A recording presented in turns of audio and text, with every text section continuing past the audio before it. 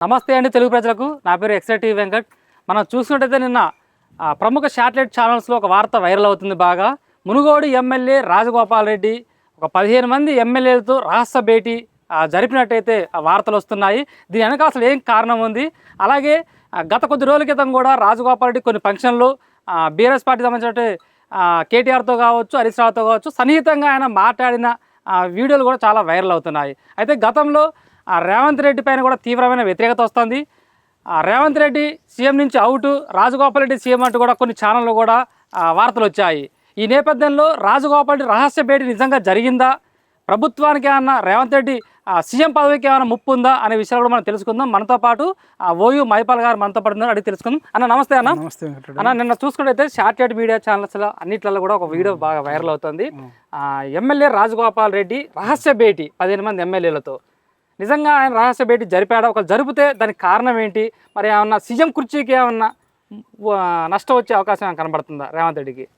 అయితే చౌటుప్పల్లో మొన్న కొంతకాలం కిందట ఇస్తే మర్యాదగా మాట ఇచ్చిర్రు, మంత్రి పదవి ఇవ్వండి, అవును నన్ను వాడుకున్నారు, నేను మంచిగా బీజేపీలు ఉంటే నేను కేంద్ర మంత్రి అయ్యేటోని, భువనగిరి ఎంపీ అయ్యేటోని, అవును అనేది ఆయన సన్నిహితుల దగ్గర మాట్లాడుతున్నట్టు మనం వింటున్నాం. అవును, అందుకని నేను మంచి కేంద్ర మంత్రి అయ్యేటోని, అమిత్ షాకి దగ్గర ఉండే, రాజ్నాథ్ సింగ్ దగ్గర ఉండే, గడ్కరీకి దగ్గర ఉండే, మోడీకి దగ్గర ఉండే, అంత మంచి అంటే మంచి ఒక పేరు అన్ని ఉండే.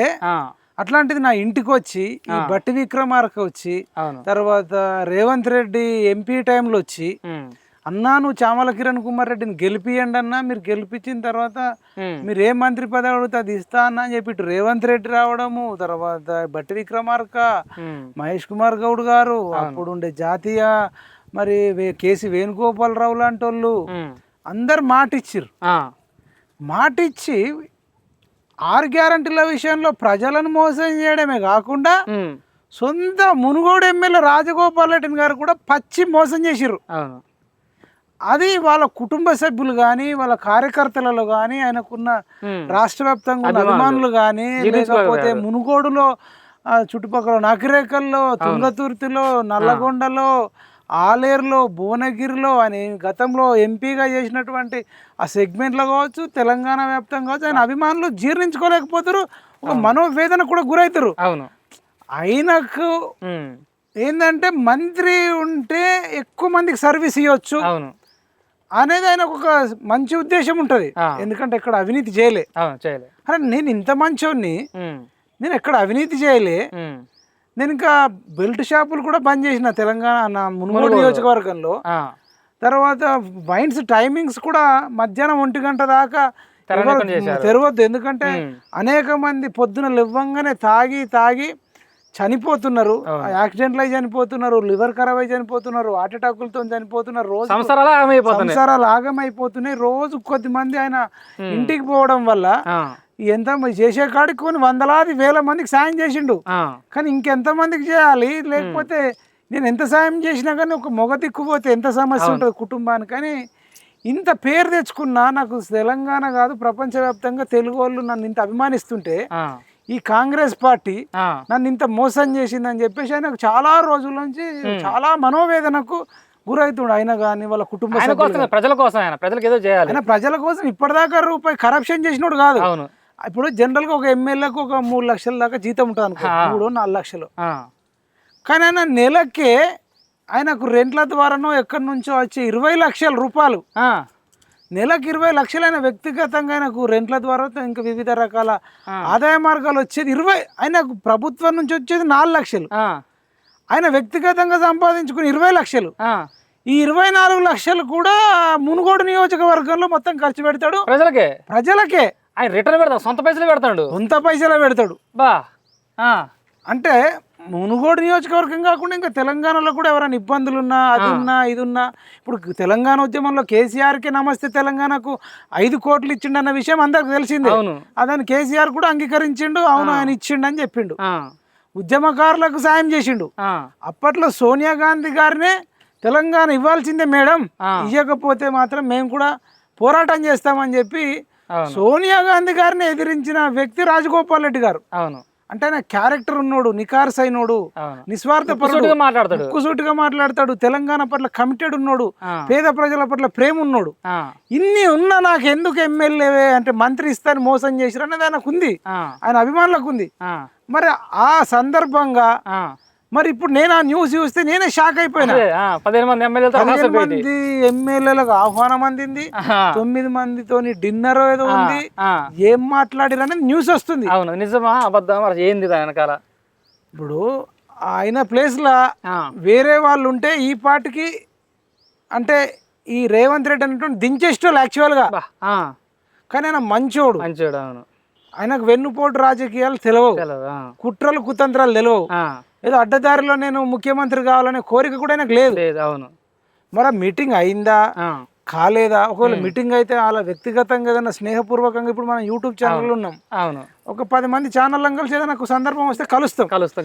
మీ ఇంట్లో ఏదైనా ఫంక్షన్ ఉన్నా, మా ఇంట్లో ఏదో ఫంక్షన్ ఉన్నా, ఒక ఫంక్షన్ కి 10 మంది వస్తాం, 15 మంది వస్తాం. లేదంటే చాలా రోజులు అవుతుంది కదా ఒకసారి కూర్చుండి ఏదైనా మాట్లాడదాం, రాష్ట్ర రాజకీయాలు, లేదంటే ప్రజల గురించి, యువత గురించి, నిరుద్యోగుల గురించి. లేదంటే ఇప్పుడు విచ్చలవిడిగా డ్రగ్స్ తాండవం ఆడుతుంది. పైలట్ రోహిత్ రెడ్డి లాంటోడు ఒక ప్రజాప్రతినిధిగా పనిచేసినోడే డ్రగ్స్ కేసులో రితీష్ రెడ్డి కానీ, పైలట్ రోహిత్ రెడ్డి కానీ, టీడీపీ ఎంపీ పుట్ట మహేష్ యాదవ్ కానీ, వీళ్ళంతా మరి పేర్లు వస్తున్నాయి, వీళ్ళంతా జైలుకు పోతుర్రు. మరి ఈ రాష్ట్రం ఈ ప్రజాప్రతినిధులే డ్రగ్స్ తీసుకుంటే నేనేమో మునుగోడులో డ్రగ్స్ కు వ్యతిరేకంగా మాకు వాళ్ళ కార్యకర్తలు పనిచేస్తారు, బెల్ట్ షాపులకు వ్యతిరేకంగా పనిచేస్తారు, వైన్స్ టైమింగ్ లో మార్పు కోసం చేస్తారు. ఆడ పర్మిట్ రూములు కూడా 6 సాయంత్రం 6 తర్వాతనే, పొద్దున్న నుంచి ఉండదు, మధ్యాహ్నం ఉండదు. నేను ఇన్ని చేస్తుంటే ఈ రాష్ట్రంలో ఏమైపోతుంది అనే వాటి మీద కూడా ఏమైనా చర్చించారో లేదో మనకు తెలియదు. కానీ ఆయన అయితే ఆ రకంగా చెయ్యాలనుకోడు. కాకపోతే నేనేమంటున్నా అంటే సోనియా గాంధీ గారే ఈ రేవంత్ రెడ్డి లాంటోడు గతంలో సోనియా గాంధీనే బలిదేవత అన్నాడు, రాజశేఖర్ రెడ్డి గారిని పావురాల గుట్టుకాడ పావురమైన అన్నాడు, అవినీతి అంటేనే కాంగ్రెస్, కాంగ్రెస్ అంటేనే అవినీతి అన్నాడు, కరప్షన్ అంటే కాంగ్రెస్, కాంగ్రెస్ అంటే కరప్షన్ అని కాంగ్రెస్ ను దుమ్మొత్తి పోసినోడు, చంద్రబాబు నాయుడు శిష్యుడు. మొత్తం రాజశేఖర్ రెడ్డి గారికి, సోనియా గాంధీ గారికి వ్యతిరేకంగా పనిచేసినటువంటి వ్యక్తి మన రేవంత్ రెడ్డి. అవును. మరి రాజగోపాల్ రెడ్డి ఎట్లాంటి అంటే అసలైన రాజశేఖర్ రెడ్డి ద్వారానే భువనగిరిలో 2009లోనే ఎంపీగా ఆరోగ్యం చేసిండు.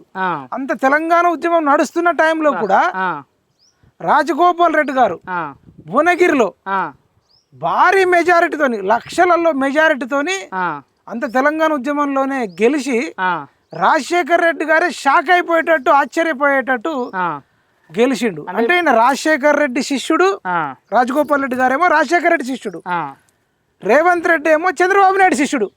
మరి సోనియా గాంధీ గారేమో చంద్రబాబు నాయుడు శిష్యుడిని సీఎం చేసిర్రు, సరే చేసిర్రు, కానీ ఆయన ప్రవర్తన ఎట్లుంది?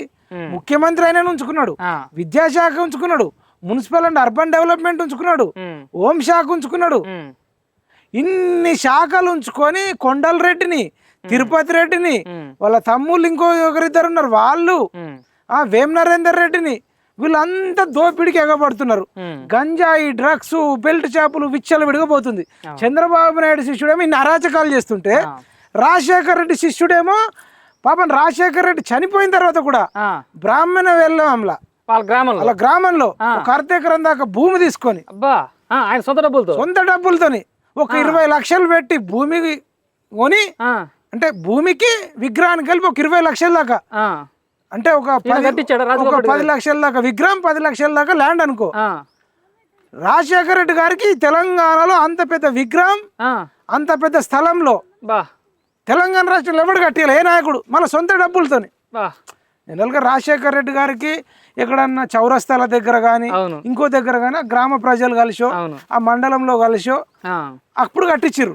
కానీ నేను ఒక్కోడే రాజశేఖర రెడ్డి గారి మీద శిష్యుడే ఆయన.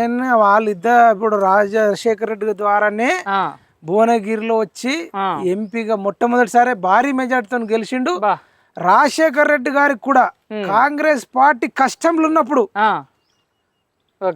అప్పట్లో ఈయన కాంట్రాక్టర్, పెద్ద కాంట్రాక్టరు, సుషిన్ఫ్రా పెద్ద కంపెనీ. రాజశేఖర్ రెడ్డి గారికి కూడా ఆర్థిక సాయం చేసిండు కాంగ్రెస్ పార్టీ నడవడానికి. అప్పుడు టీడీపీ అధికారంలో ఉన్నప్పుడు కాంగ్రెస్ పార్టీకి రాజశేఖర్ రెడ్డి గారి మీద ప్రేమతోని రాజశేఖర్ రెడ్డి గారు ఉన్న ఆస్తులను అమ్ముకుంటే, లేకపోతే అవసరం ఉన్న ప్రతిసారి రాజశేఖర్ రెడ్డి గారు మనుషులను పంపిస్తే రాజశేఖర్ రెడ్డి గారికి అంటే కాంగ్రెస్ పార్టీ అధికారంలోకి రావడానికి అప్పట్లో అంటే 2004లోనే కాంగ్రెస్ పార్టీ అధికారంలోకి రావడానికి ఆయన పాదయాత్ర చేసినప్పుడు కూడా ఆ పాదయాత్రకు కూడా మన రాజగోపాల్ రెడ్డి గారు సాయం చేసినని చాలా మంది పొలిటికల్ సర్కిల్ రాజకీయాల్లోకి వచ్చి సంపాదించుకోలే. చాలా మంది తెలియక ఏం చేస్తారంటే రాజశేఖర్ రెడ్డి గారు వచ్చినాకనే రాజగోపాల్ రెడ్డి గారికి కానీ వెంకటరెడ్డి గారికి కానీ బాగా కాంట్రాక్ట్లు ఇచ్చిరంటారు. అవి కాదు నిజం. అంతకుముందు నుంచి కాంట్రాక్ట్ అంతకు ముందే ఉన్నాయి. రాజశేఖర్ రెడ్డి గారికే రాజశేఖర్ రెడ్డి గారి మీద అభిమానంతో రాజగోపాల్ రెడ్డి గారే గతంలోనే రాజశేఖర్ రెడ్డి గారి దగ్గర ఏమీ లేనప్పుడు, ఆయన కష్టకాలంలో ఉన్నప్పుడు, ఆయన పాదయాత్ర చేసినప్పుడు ఆ కాంగ్రెస్ పార్టీ నడవడానికి రాజగోపాల్ రెడ్డి అనేక సార్లు సాయం చేసిండని పొలిటికల్ సర్కిల్లో మనం సర్వే చేస్తే తెలుస్తుంది.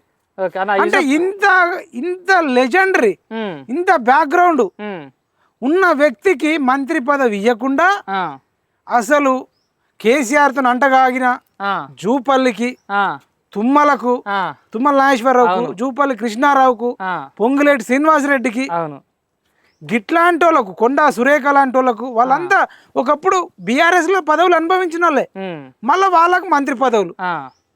అంటే ఏం చెప్పాలనుకుంటారు సమాజానికి? వాకిటశ్రీ గారు మొదటిసారి గెలిచిన ఆయనకే మంత్రి ఇచ్చారు. అడ్లూరి లక్ష్మణ్ అనేక సార్లు ఓడిపోయి గెలిచినందుకు ఆయనకి ఇచ్చిర్రు.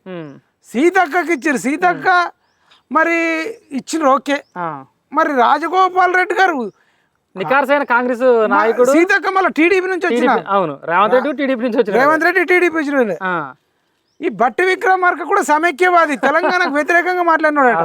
ఇప్పుడు అలా భార్య గిట్లా 10-15% కమిషన్లు తీసుకుంటారని పేరు వస్తుంది. మరి ఇలాంటి అక్రమార్కులు, అవినీతి పరులు రాజ్యం వెళ్తుంటే నికార్సైనోడు, తెలంగాణ ఉద్యమకారుడు, ఎంపీగా ఉన్నప్పుడు పార్లమెంట్ లో తెలంగాణ బిల్లు పెట్టినప్పుడు ఓటేసిన వ్యక్తి, సోనియా గాంధీ గారిని ఒప్పించిన వ్యక్తి, తెలంగాణ కోసం కొట్లాడిన వ్యక్తి, అన్నిటికీ మించి మునుగోడు ఉప ఎన్నిక అనేది తీసుకొచ్చి కేసీఆర్ మెడల్ వంచి 100 మంది ఎమ్మెల్యేలను మునుగోడుకు తెప్పించి మొత్తం మంత్రివర్గాన్ని మునుగోడుకు తెప్పించి కేసీఆర్ లెంకాలపల్లి అనే గ్రామాన్ని దత్తత తీసుకొని, కేటీఆర్ కూడా దత్తత తీసుకొని ఆ చౌటుప్పల్ సైడ్ తర్వాత గట్టుప్పల్ని ఉప సర్పంచ్ తో మాట్లాడిన ఆడియోలు వైరల్ అయినాయి. అట్లా మునుగోడు ఉప ఎన్నిక ద్వారా 1000 కోట్లు బీఆర్ఎస్ తో ఖర్చు పెట్టి మునుగోడు నియోజకవర్గాన్ని డెవలప్ చేసి కేసీఆర్ అధికారం కోసం ఎంతటి దుర్మార్గాలకైనా అగుపడతాడని, చేస్తాడని, అంటే కేసీఆర్ యొక్క దుర్మార్గాలను, బీఆర్ఎస్ యొక్క దుర్మార్గాలను బయట పెట్టిన ఎన్నిక మునుగోడు ఉప ఎన్నిక. ఆ మునుగోడు ఉప ఎన్నిక ద్వారా కేసీఆర్ దుర్మార్గుడు అని తెలిసి తర్వాత జరిగిన అసెంబ్లీ ఎన్నికల్లో కేసీఆర్ ఓడిపోవడానికి మునుగోడు ఉప ఎన్నిక అత్యంత కీలక పాత్ర వహించింది. కేవలం మునుగోడు రాజగోపాల్ రెడ్డి రాజీనామాతోనే కేసీఆర్ ఓడిపోవడం అనేది ఒక 10% అన్న జరిగింది. అన్న ఈ విషయాలు పక్కన పెడితే రాజగోపాల్ రెడ్డి గారు కూడా అంతకుముందు నేను మంత్రి కాకపోతే సీఎం అయినా అవుతాడు. అయితే ఈ 15 మంది ఎమ్మెల్యేలు భేటీ ఏదైతే ఉందో ఇప్పుడు బీఆర్ఎస్ కావచ్చు, బీజేపీ కావచ్చు, వెయ్యికలతో ఎదురు చూస్తున్నారు. ఎందుకంటే రేవంత్ రెడ్డి పైన తిరుగుబాటు చేసి ఉన్న ఏకైక ఎమ్మెల్యే ఎవరు అంటే రాజగోపాల్ రెడ్డి గారు ఉన్నారు. ఎందుకంటే ఆయన ముక్కుసూటిగా మాట్లాడుతూ ఉన్నట్టు మాట్లాడుతాడు. ఆయన ఎటువంటి దందాలు చేయడు, బ్లాక్మెయిల్ చేయడం ఉంది. అసలు దీనికి ఇప్పుడు ఏం జరగబోతుంది రాష్ట్రంలో అని చెప్పి ఒక పక్క అసెంబ్లీ సమావేశాలు నడుస్తున్నాయి, ఇటు పక్క చర్చ నడుస్తుంది. ఏమన్నా అంటే ఒక 30-34 మంది కనుక ఎమ్మెల్యేలు మద్దతు ఉంటే రాజగోపాల్ రెడ్డి సీఎం అవకాశాలు ఉంటాయి. ఇలాంటి అవకాశాలు వచ్చే అవకాశం ఉన్నాయి. సీఎం మార్పు ఏమైనా వచ్చే అవకాశం ఏమైనా ఉందా? ఖచ్చితంగా జరగాలి సీఎం మార్పు అని నేనైతే కోరుకుంటున్నా. దయచేసి కాంగ్రెస్ ఎమ్మెల్యేలు అందరూ కూడా మీరందరూ సోనియా గాంధీని కలవండి. ఈ రేవంత్ రెడ్డి అనే వ్యక్తి కొండల రెడ్డిని, తిరుపతి రెడ్డిని, వేం నరేందర్ రెడ్డిని, ఇంకా కొద్దిమంది ఆయన అన్యాయులను పెట్టుకొని మొత్తం దోపిడీ చేస్తుండు. డ్రగ్స్, గంజాయి, బెల్ట్ షాపులు విచ్చలవిడితనం అవుతుంది. కాబట్టి ఈ రేవంత్ రెడ్డి విపరీతమైన అవినీతికి పాల్పడుతుండు. వాళ్ళ అన్నదమ్ములను ఎగేసి సంపాదిస్తున్నారు. రోజు డిక్కిలని ఈ ఎమ్మెల్యేలందరూ ఒక నిర్ణయానికి వచ్చి సోనియా గాంధీ గారిని ఒప్పించి రాజగోపాల్ రెడ్డిని సీఎం చేస్తే రాయల్గా ఉంటది. రాజగోపాల్ రెడ్డి గారు వెన్నుపోటు చేసి కావాలనుకోడు, కానీ రాయల్గా ఉంటది, మంచిగా ఉంటది. మళ్ళా రాజగోపాల్ రెడ్డి గారు అన్నదమ్ములకు మంచి పేరుంది. వాళ్ళ అన్నలు ఎవరికి మోసం చేయరు, ఎక్కడ కూడా వసూళ్లకు పాల్పడరు, ఎవరిని బ్లాక్ మెయిల్ చేయరు. ఇప్పుడు రాజగోపాల్ రెడ్డి గారు ఎమ్మెల్యే అయ్యారు కదా, ఆ, వాళ్ళ కొడుకు కానీ వాళ్ళ కుటుంబ సభ్యులు కానీ వాళ్ళ అన్నదమ్ములు కానీ ఎవ్వరు కూడా మునుగోడులో ఆ. వసూలు చేయడం ఇన్వాల్వ్ గారాలు ఎన్ల ఇన్వాల్వ్ గారు వసూలు చేయరు, ఏమీ చేయరు, దందాలు చేయరు, బ్లాక్ మెయిల్ చేయరు. ఇప్పుడు రేపు ఎమ్మెల్యేలు కొడుకులు కొడుకులు అయితే ఎక్కడ చూస్తే సార్ వాళ్ళది పెత్తనం ఉంటుంది. పెట్రోల్ బంకుల దగ్గర పోయి వసూలు చేస్తారు, అదేంటనా ఆ తర్వాత హోటళ్లలో వసూలు చేస్తారు, లేకపోతే వైన్ షాప్ల దగ్గర వసూలు చేస్తారు, ఇసుక దంద చేస్తారు, చెరువులో మట్టి దంద చేస్తారు. చాలా మంది ఎమ్మెల్యేల కుటుంబ సభ్యులు కొడుకులు కావచ్చు, అల్లుళ్ళు కావచ్చు, అన్నదమ్ములు కానీ ఇన్వాల్వ్ అవుతారు. ఈవెన్ రేవంత్ రెడ్డి అన్నదమ్ములు కూడా ఇసుక దందాలు ఇన్వాల్వ్ అవుతున్నారు.